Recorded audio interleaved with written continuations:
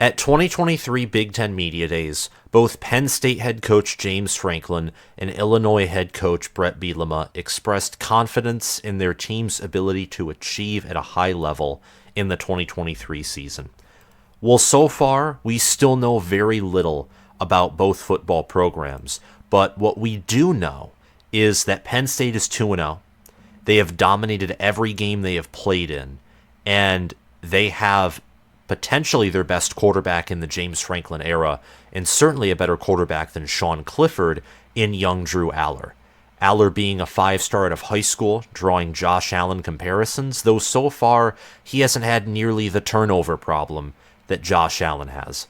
Allar has 4 touchdown passes, no interceptions, and he is top 10 in quarterback efficiency according to ESPN. Kaytron Allen and Nicholas Singleton are averaging over 4 yards per carry and have a combined 5 rushing touchdowns, and Theo Johnson at tight end, Tyler Warren, and Keandre Lambert-Smith are balling out in the receiving end. And of course, Penn State's defense has been feasting. The Nittany Lions so far have 7 sacks on the year. I say all these statistics and spit out this information quickly at you. We're going to come back to it in more detail throughout the video, just to give you a perspective that Penn State is dominating. They're only 2-0. They've only played in 2 games. I know, but they handily beat West Virginia, about the same as I expected the score to be. My prediction was 38-10. The final score was 38-15. They handled Delaware, and now they take the road for the first time in this season to take on Bret Bielema in the Illinois Fighting Illini. Bret Bielema beat James Franklin in Beaver Stadium back in 2021 in the famous 9-overtime loss the week before the Ohio State game. It was a crazy game, a total of 9 overtimes, Illinois 20, Penn State 18. That was a crazy game where Illinois rushed for over 300 yards. Penn State took a 10-0 lead, and then after early in the second quarter, Illinois chipped away at that lead and came out with a win. So revenge is on Penn State's mind, and if you're Illinois' staff, if you're Bret Bielema, or if you are an Illinois player who was on that 2021 football team, you have to have some confidence and think that we've beaten James Franklin and Penn State before at their place. Now they have to come to Champaign, and they have to face us after, in all likelihood, I think the Fighting Illini have been preparing for this game since week 1. I think that this game, or the game at home against Wisconsin, is likely going to be Bret Bielema's equivalent of the Super Bowl. Penn State's schedule this year is pretty easy. They don't face Michigan or Ohio State, and Penn State and Wisconsin, who in the preseason I thought were the 2 best teams on their schedule, they get at home. However, none of that's a guarantee for Illinois to win or even come close to competing with Penn State, as both of these teams are seemingly going in opposite directions of each other. As I mentioned before, Penn State is having tons of success. Meanwhile, Illinois last week totally failed on the road against Kansas, and they nearly blew what many would have picked to be a gimme win against Toledo Saturday, September 2nd. Toledo is a good MAC school. They have a great quarterback, and they have a good Group of 5 head coach in Jason Candle. I thought in the preseason that Illinois would win, probably by double digits, but it wouldn't be a 30 or 20 point win, more of a 13, 14, 15, 16, 17 point win. Well, Illinois had to have a late field goal to win by 2, score of 30-28.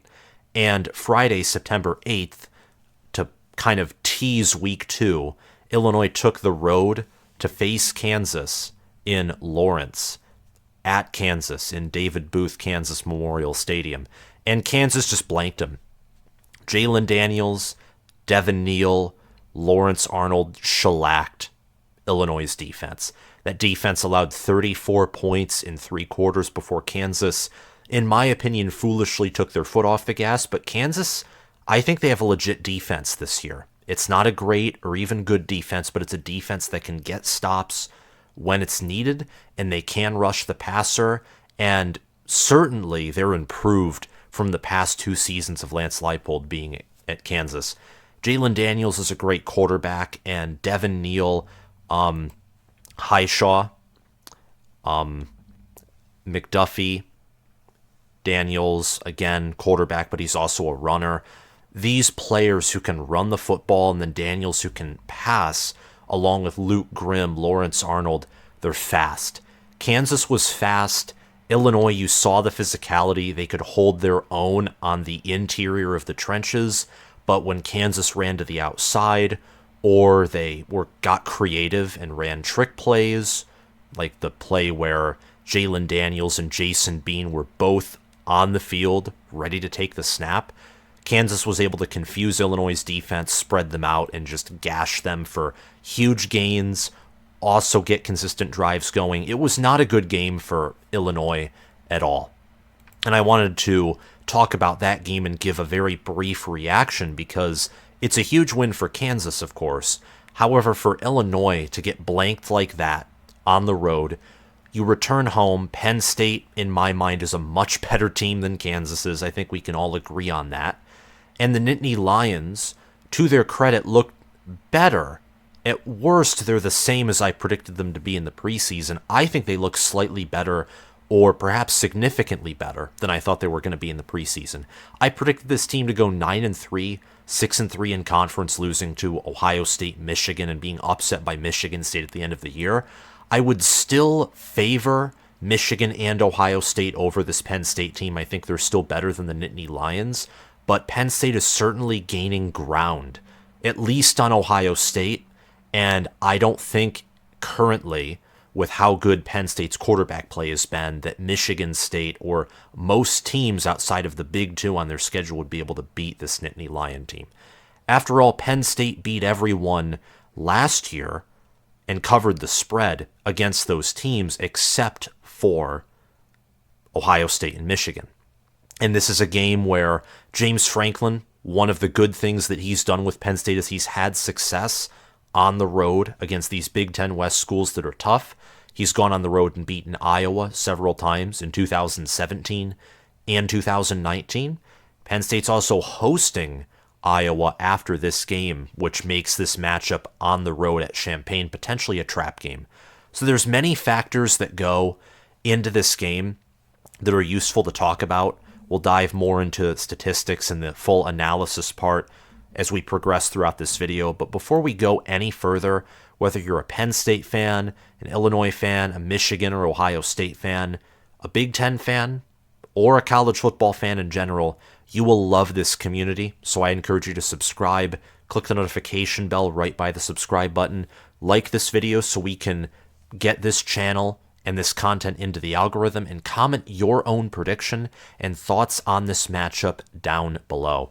I did this for the Ohio State Western Kentucky preview, although I talked about it in terms of Ohio State taking the road against Notre Dame. On a scale of 1 to 10, if you were an Ohio State fan, how worried are you about Notre Dame? That was the question. For this game, I'm going to ask you if you're a Penn State fan or an Illinois fan. On a scale of 1 to 10, how worried are you about this matchup? How concerned? From my own perspective, if I were a Penn State fan, I would say under a 5. If I'm an Illinois fan, I would say, I don't know if I'd say a 10, but I'd probably lean a 5 or over a 5. Penn State right now, again, is 2-0. Illinois is 1-1. The Nittany Lions are a heavy favorite for this being a Big Ten road game.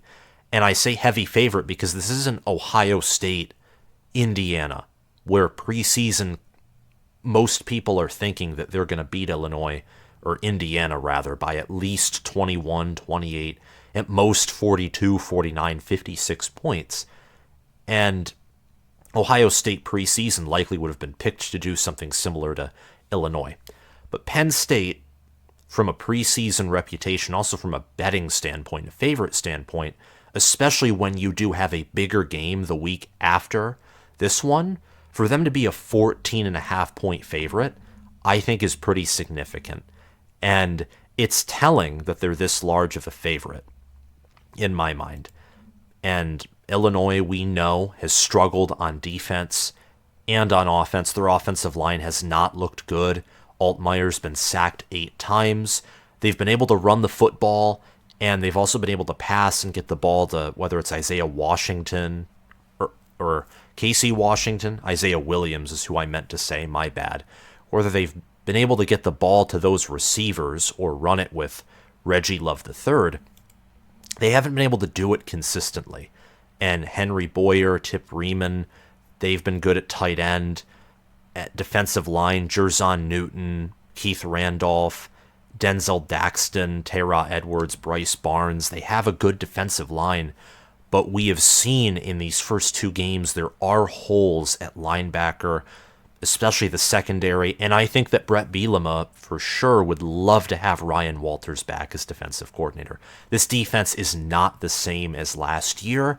I thought they'd take a step back, but I think I overestimated the coaching staff as a whole and also overestimated how quickly the staff and Bielema and the roster would be able to plug and play and replace Sidney Brown and Devin Witherspoon and the other elite secondary players that Illinois fielded last season. Kansas tore them up through the air, on the ground, and Penn State is a team that, while they haven't had too many explosive plays outside of Keandre Lambert-Smith's 72-yard reception against West Virginia, they have been consistent. Katron Allen has been a bruising running back who's been very efficient.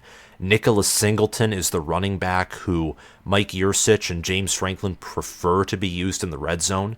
That's clear by the fact that he has 4 rushing touchdowns currently, as opposed to Katron Allen's 1. Allar has been accurate. He's poised. He has more upside to him than he's presenting right now, which sounds crazy, but it's true. And from a power rating standpoint, Penn State is a massive favorite over Illinois, rightfully so, based off of what I just described the roster situation and the game results have been. Penn State's 7th. In fact, they just passed Michigan, which I personally would have questions about, but hey, it's a computer algorithm.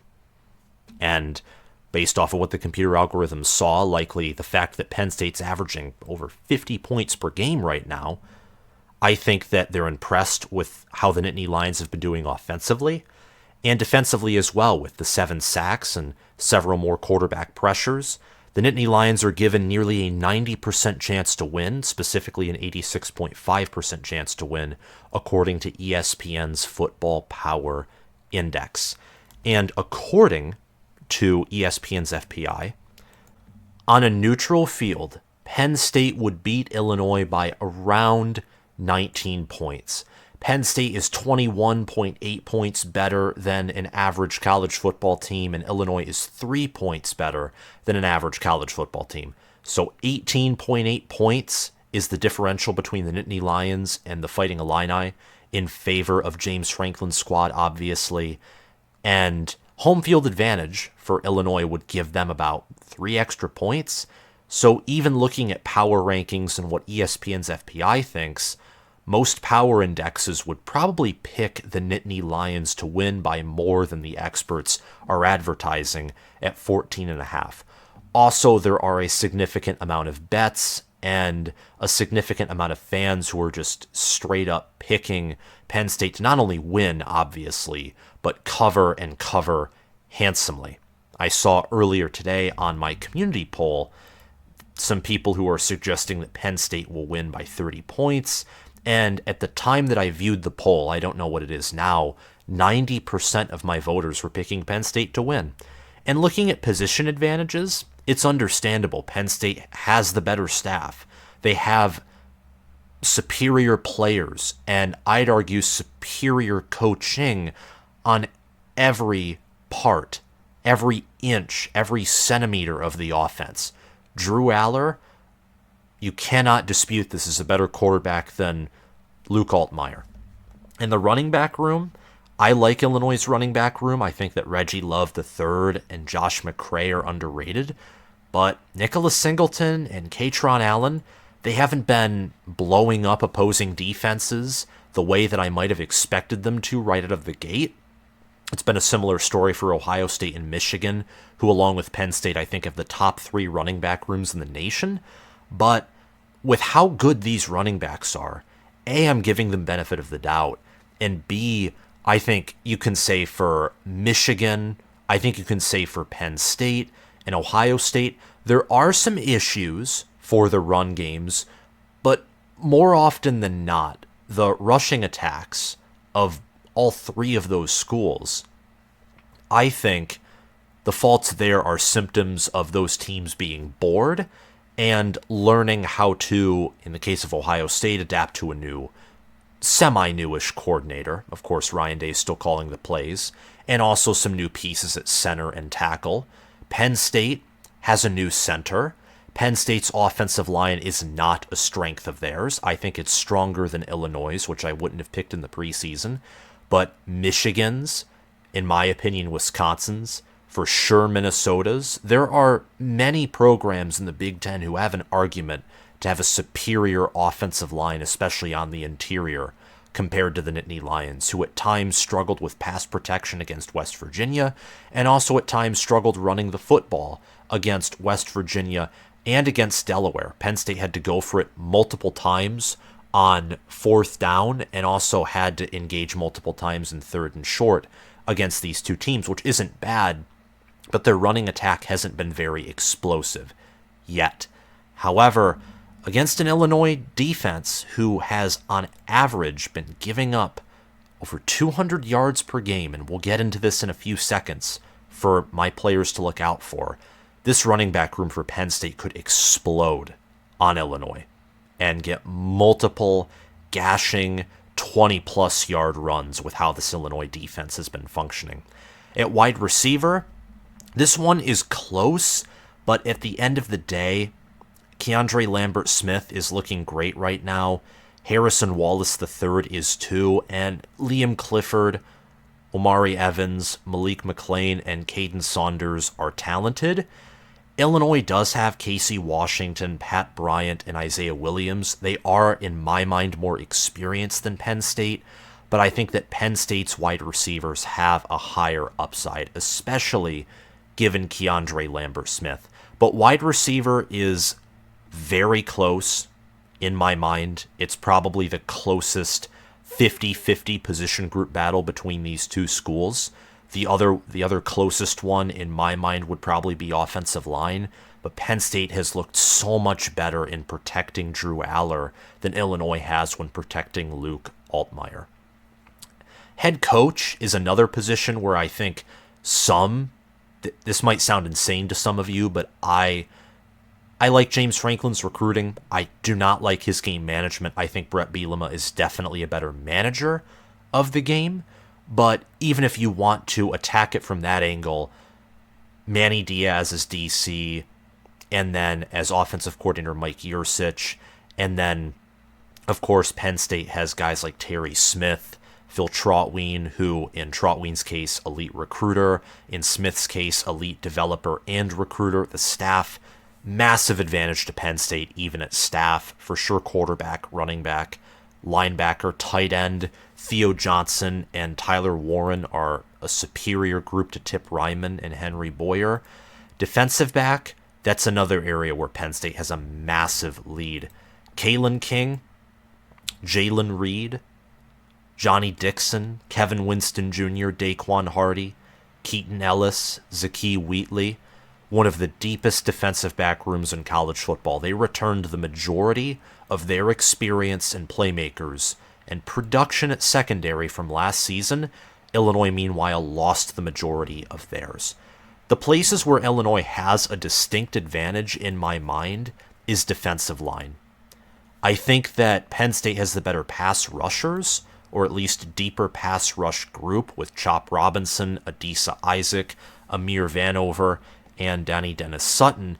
However, the interior presence on that defensive line is something that concerns me. I think that Hakeem Beamon, Zane Durant, Devon Ellis, Jordan Vandenberg, I don't know what's going on with Penn State's defensive tackles, and I've noticed something similar with the interior of Penn State's offensive line, with J.B. Nelson, Hunter Norzad, Sal Wormley, the current starting interior three for the O-line.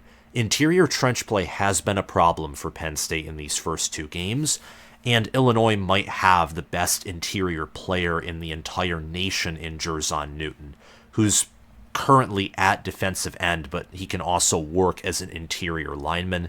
Keith Randolph Jr. is also an all Big Ten caliber player, and Tayra Edwards, Denzel Daxton, Bryce Barnes, Ced McConnell. These are players that don't get as much attention, but especially in the case of Denzel Daxton, they are solid defensive linemen. Illinois is not fast at defensive line. They're not quick, but they're big, they're physical. They will push and shove you around if you're not careful and if you don't take them seriously and if you don't have good technique and fundamentals. And interior O-line and D-line has been shaky looking at Penn State. It's the reason they gave up, outside of Manny Diaz having a total Don Brown moment with his blitz packages, why that 66-yard run by Delaware was committed in the first half. Over pursuit, the interior D-line couldn't do anything at that moment against Delaware's O-line, and zoom, the running back goes for a big gain. Similar story against West Virginia. C.J. Donaldson, part of it was because of his power, and West Virginia has one of the better interior O-lines in the Big 12, probably a top 25 interior O-line in college football. They were able to push Penn State's interior D-line around. Tackle and defensive end were a total mismatch in favor of Penn State, but Chop Robinson and Adisa Isaac shouldn't be your primary interior run stoppers, and they were against West Virginia. It should be your defensive tackles. That's the lone critique I have for Penn State, is interior trench play. Quarterback has been great. Defensive back and really defense in general, especially pass defense, has been great.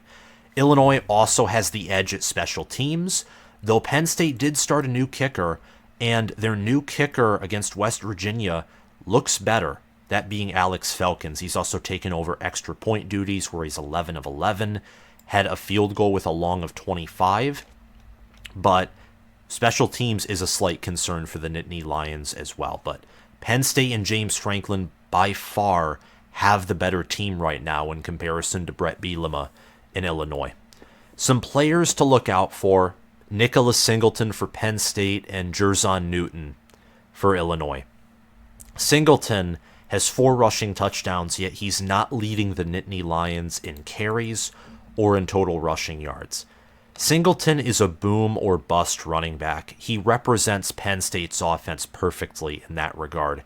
Either big plays, highlight moments, or he's quiet and you don't notice him. A lot of that, of course, is on his offensive line. That's also his style as a playmaker, very similar to Travion Henderson and Donovan Edwards in that regard. He has 25 carries, 117 yards, 4 touchdowns, and averages 4.7 yards per carry. The reason why I'm looking at him and not Katron Allen is because he's fast, and once he gets in space, he's gone. Well, this Illinois defense is not quick. In fact, against Kansas, they looked rather slow. Kansas is a speedy team. They have some physicality, but they're not known for their size. Nicholas Singleton is a fast player, home run hitter type of running back. If he finds any hole or a whole side of the field is left open due to maybe Illinois pulling a full man blitz and Mike Yurcich uses misdirection, then Singleton can go for huge gains. And I expect him to pull off one big run in this game. I know we haven't gotten to the predictions segment yet, but I expect him to pull off one long run. He's a great player, great running back. Penn State's offensive line is built for the outside run, not the interior run. And if you're Jer'Zhan Newton, your duty is obviously to stop the run game, also rush Drew Allar and make him uncomfortable. I don't think that Illinois has the speed to catch Nicholas Singleton once he gets in space and once he accelerates. Last year, Singleton broke 1,000 rushing yards as a true freshman. He averaged nearly 7 yards per carry, and he had 12 rushing touchdowns. In 2 games already, Singleton is 4, so I imagine he's going to get more than 12 rushing touchdowns, barring injury this season, and his longest run has been 14. His long run of 2022 was 87 yards in the Rose Bowl. I expect him to get his longest rush of the season, one certainly over 20 yards in this game. 6 foot, 224 pounds, Also, he has 19 receiving yards, and he returned kickoffs last year, one for a touchdown. So maybe he can redeem Penn State's special teams unit and take one to the house against Illinois. You never know. Singleton is an X-factor player. You just have to use him right, and you have to put him in correct positions. And the offensive line and the offense as a whole, especially with play calling, just has to be on point. Definitely, compared to Kaytron Allen, Singleton fits better against this type of defense. For Illinois, Jer'Zhan Newton, defensive lineman, can play anywhere for Illinois' three-man front. They run a multiple 3-4 defense. Certainly their best defensive player, potentially the best defensive lineman in the nation.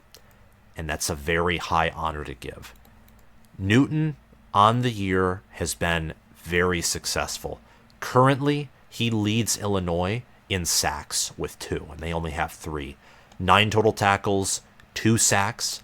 Last year, Jer'Zhan Newton had a great season, first team All Big Ten guy, 5.5 sacks, 3 passes defended, 59 total tackles. Very impressive player, and over his career, he's amassed 12.5 sacks, 141 total tackles, and 1 forced fumble that he got in the 2020 season in Lovie Smith's final season with the program. He's a great player. He's big. He has good technique. He nearly weighs 300 pounds, 6'2". He's a junior. I think that he was eligible last season. He was, yes, to go to the NFL, and he decided to return for 1 more year. In games like this is where Jer'Zhan Newton is needed to play A-plus football.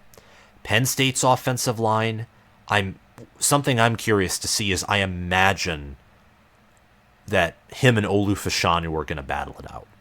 I imagine that. I am very curious to see potentially the nation's number 1 defensive lineman go against the nation's number 1 offensive line prospect for the 2024 draft. Both of these players will probably go in the first round of the 2024 draft, potentially in the top half of day 1. So that will be a very interesting battle to see for sure. Those are my players to watch. My prediction for this game is 27-17 Penn State. This is a total trap game spot. This is sandwiched in before taking Iowa next week. I know that Delaware and West Virginia aren't exactly top-tier competition, but you're looking at Iowa in the whiteout, a team who won in 2020. In 2021, there was trash talk between the fan bases after 2021, and the way that injuries played out, and Kirk Ferentz and James Franklin, and how that 2021 game ended really left a sting for Penn State. It derailed their entire 2021 season. And Penn State is going to be very focused on that game. I'm not saying that they're going to perform poorly here as a guarantee. I happen to think that it's likely they won't play their A-plus football, especially after watching Kansas just beat Illinois to a pulp. However, Penn State will pull away in the fourth quarter, and they'll rush for close to 200, if not over 200 yards. This Illinois defense cannot stop the run to save their life. If they could, I would be tempted to pick this as an upset, like how I think Michigan State has a chance to upset Washington. However, Michigan State's defense actually looks like it has a pulse this year in stopping the run. Illinois has that potential, but I need to see it to believe it. James Franklin is good at getting these wins on the road in the West. That's something he's good at, along with winning in the postseason. And this team is so talented. They have a good quarterback play, good running back play. It would be one thing if Penn State was one-dimensional and they just looked good at quarterback or running back due to the pass or run game being excellent, but that's not the case here. Penn State has a above average to good passing attack, and they have an elite run game at their best. And I don't think Illinois' defense is equipped to handle that, and with their offense then beat Penn State. That's a very difficult task. Illinois' offense also is not spectacular. They're an average at best If they play their cards right, an above-average team, more likely than not, Illinois is a below-average Power 5 team or average Power 5 team this season. They will play their best football of the season so far, which means I think they're going to step it up on the defensive side of the ball. However, it won't be enough. They'll pound the rock. They'll run successfully.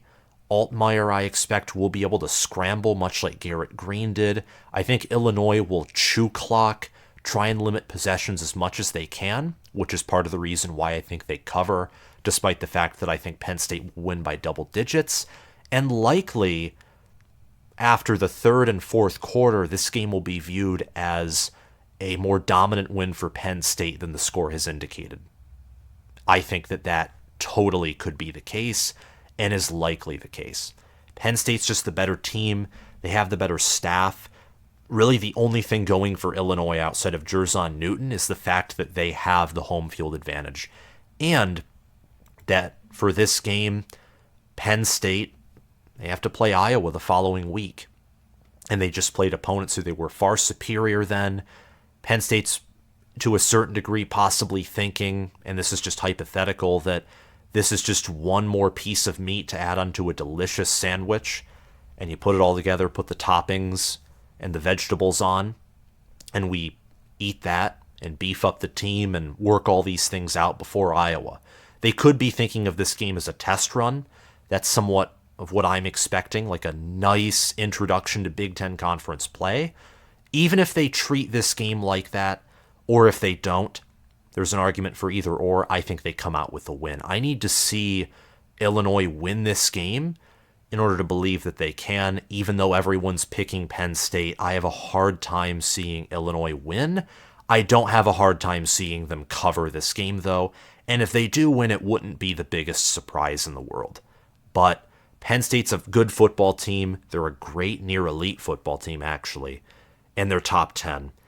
Illinois, I considered putting them in the top 25 to begin the season, but I figured they lost way too much.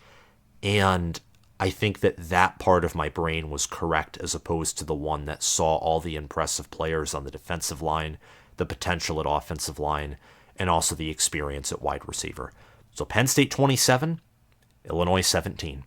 Before we end this video, I want to give a shout out to my patrons, my All-American Spencer Bringhurst, and my All-Conference patrons, Will Loftus, Gabriel Callender, Roaming Gnome, and Matthew Sale. Thank you so much for supporting this community. I really appreciate just comments, likes, also support on Patreon, where depending on your tier, you do get picks, weekly picks against the spread, against the money line, and there's also new content that next week is going to come. Week 4 for me is a big week.